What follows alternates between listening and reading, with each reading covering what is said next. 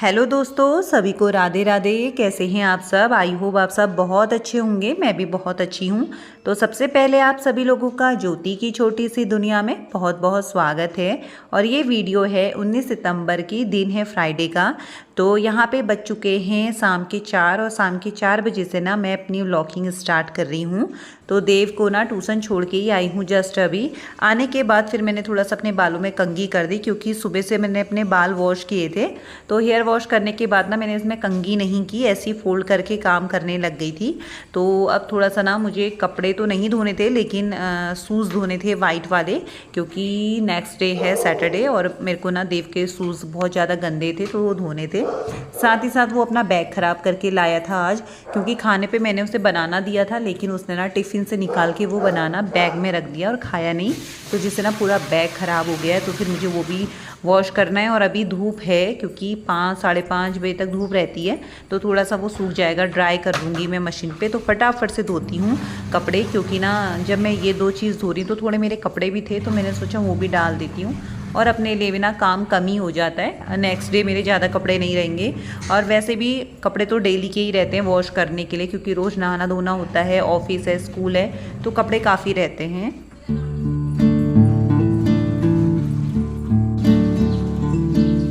तो यहाँ पे कपड़े भी धुल चुके हैं और शूज़ और बैग भी मैंने वॉश कर दिया। धूप अभी बहुत तेज़ है, अच्छी है, तो आधा पौन घंटे में अच्छे से सूख जाएंगे, क्योंकि मैंने ना मशीन पे ने ड्राई भी कर दिया है और मशीन बाहर पे ही रखी है, तो इसलिए मुझे ज़्यादा प्रॉब्लम होती है कपड़े वॉश करने के लिए।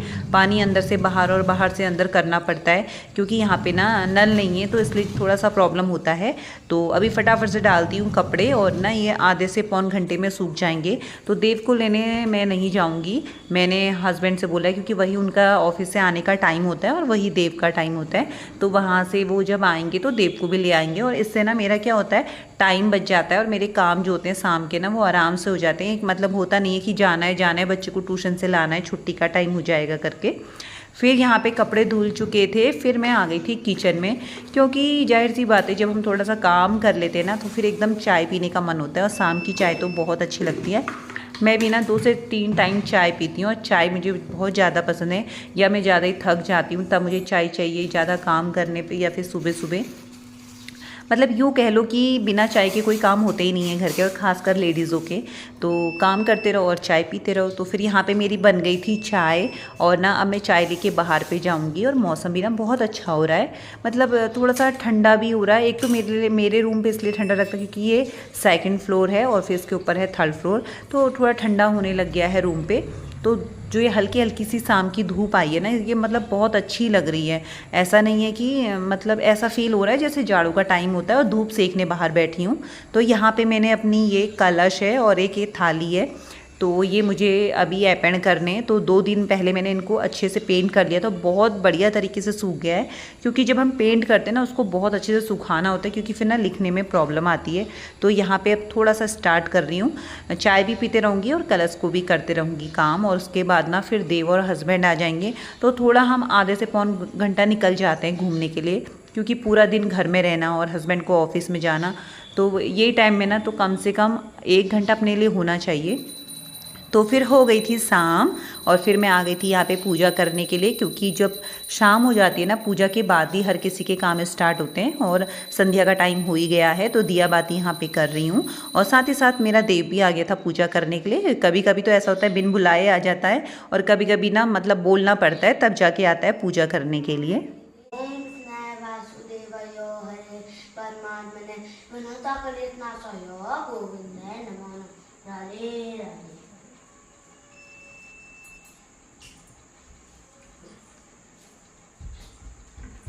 तो अंदर दिया बाती हो चुकी है। फिर आ गई थी मैं बाहर पे तुलसी पे दिया जलाने के लिए, तो यहाँ पे दिया जला देती हूँ और तुलसी पे, और फिर इसके बाद ना किचन में जाऊँगी और करूँगी अपने काम। और क्योंकि शाम का रूटीन जो ये होता है ना, मतलब मुझे ऐसा लगता है कि टाइम भागते रहता है, लेकिन काम ना ख़त्म नहीं होते हैं एक हाउसवाइफ के। बस एक के बाद एक काम, एक के बाद एक काम निकल ही जाते हैं। और जो डेली रूटीन का काम होता है, दिया बाती करना संध्या के टाइम पे, और फिर उसके बाद किचन में जाके खाने की तैयारी करना, ये तो ना रोज़ का ही रूटीन होता है हमारा। तो फिर मैं आ गई थी यहाँ पे सब्जी काटने के लिए, और सब्जी में आज हम बना रहे हैं गोभी, फूल गोभी की सब्जी, और करेला बनाएंगे। तो करेला मैं कम खाती हूँ, लेकिन अच्छा लगता है, सेहत के लिए भी बहुत अच्छा है, इसलिए खाना भी चाहिए। तो यहाँ पे मैं काट लेती हूँ फटाफट से सब्ज़ी, फिर किचन में जाके ना फटाफट से सब्ज़ी बनाने के बाद फिर देव को पढ़ाना भी है, क्योंकि ये तब तक नहीं बैठेगा पढ़ाई में जब तक मैं ना फ्री होके कामों से इसके साथ नहीं बैठूँगी, तब तक ये ऐसे ही खेलते रहेगा। तो एक सब्ज़ी मैंने चढ़ा दी है गोभी की, तो अब चढ़ा रही हूँ मैं यहाँ पे करेले की सब्ज़ी। तो सबसे पहले मैंने ऑयल में ना प्याज डाल दिया है और अच्छे से इसको ब्राउन होने दिया।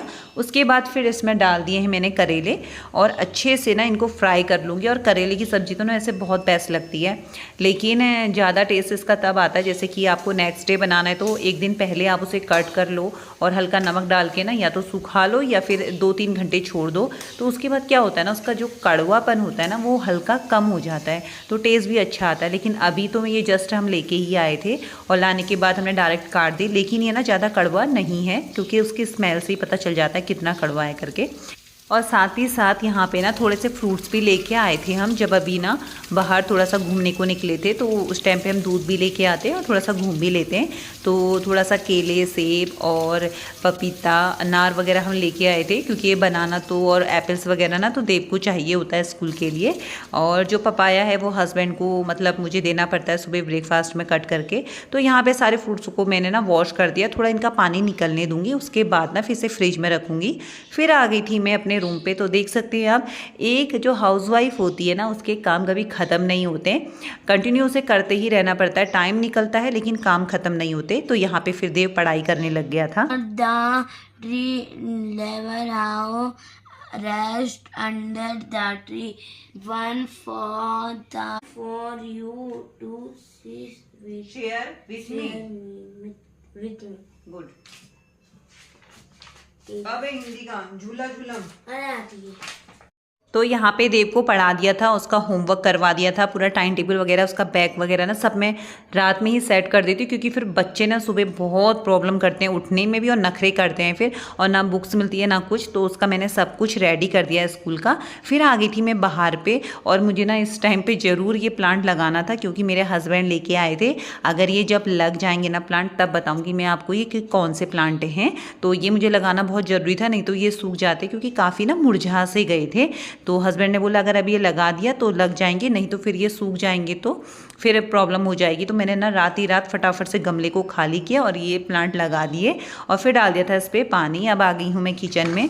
तो आप देख सकते हैं यहाँ पे गोभी की सब्ज़ी भी बन चुकी है और साथ ही साथ करेले की भी सब्ज़ी, यहाँ पे दोनों सब्जियाँ रेडी हो चुकी है। तो अब मैं बनाऊँगी रोटी। लेकिन रोटी में भी ना गेहूं की रोटी मैंने सबसे पहले ही बना दी थी, क्योंकि ना मुझे लड्डू गोपाल जी को भोग लगाना होता है। तो आते ही मैंने दिया बाती करी और पहले उनका भोग बनाने के बाद ही तो साथ ही साथ गेहूं की रोटी अपने लिए और देव के लिए बना ली थी। और यहाँ पे बन रही है हस्बैंड के लिए चावल की रोटी, क्योंकि अब ना ठंड स्टार्ट होने लग गई है। तो हमारे वहाँ पूरा जाड़ो जब तक ख़त्म नहीं होगा ना तो मेरे हस्बैंड चावल की रोटी खाते हैं, पर मुझे भी बहुत अच्छी लगती है, टेस्टी एकदम गरम गरम रोटी और साथ में घर का घी। तो ना बहुत मज़ा आ जाता है, मतलब रोटी में इतना अच्छा टेस्ट होता है ना। तो मैं इसे खाती नहीं हूँ क्योंकि फिर मुझे क्या होता है, जैसे एक सुर लगती है ना खाने की, तो इतनी फिर क्रेवी होने लगती है कि खाते रहो, इसलिए मैं इसे बहुत कम खाती हूँ। जैसे आधा टुकड़ा खा लूँगी गेहूँ की रोटी खाने के बाद। तो ये हस्बैंड को मुझे गरम गरम ही देनी पड़ती है और ये रोटी ना गरम गरम ही अच्छी लगती है। अगर आप इसको बना के गेहूं की रोटी की तरह ना बना के रख दो तो इसमें बिल्कुल टेस्ट नहीं आएगा, फिर ये बेकार सी हो जाती है। तो इसलिए इसे गरम गरम बनाते रहना होता है और देते रहना होता है। तो यहाँ पे खाना सब कुछ बन चुका है। तो रोटी को ना एकदम मैं क्रिस्पी जैसी बनाती हूँ क्योंकि मेरे हस्बैंड को ऐसी अच्छी लगती है, एकदम क्रिस्पी सी। तो यहाँ पे थाली तैयार कर दी है उनकी, तो अब वो खाएंगे खाना। वीडियो को अभी यहीं पे करती हूँ एंड। तो आज का व्लॉग आप लोगों को कैसा लगा कमेंट में ज़रूर बताइएगा, और जो भी मेरे चैनल में नए हैं प्लीज़ मेरे चैनल को सब्सक्राइब कर लीजिएगा।